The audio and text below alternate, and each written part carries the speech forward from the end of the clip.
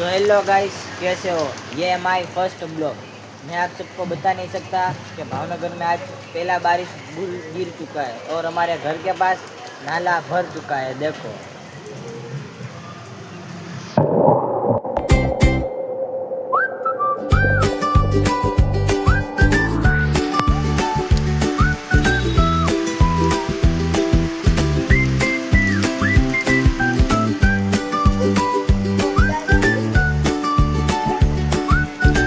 ये सामने अपनी गाड़ी है और ये मैदान है सामने अपना दूसरे का।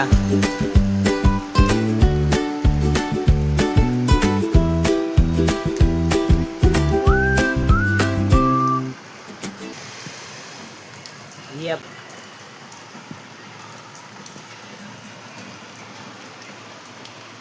सामने का रूम बैठा था हूँ मैं, एडिटिंग वीडियो कहाँ करता हूँ और कहाँ नहीं।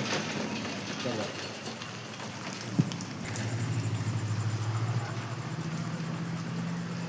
ये माई बड़ा भाई, इसकी इस टाइम आईडी यहाँ डाल दूंगा, लिंक बेलिम अरमान 47।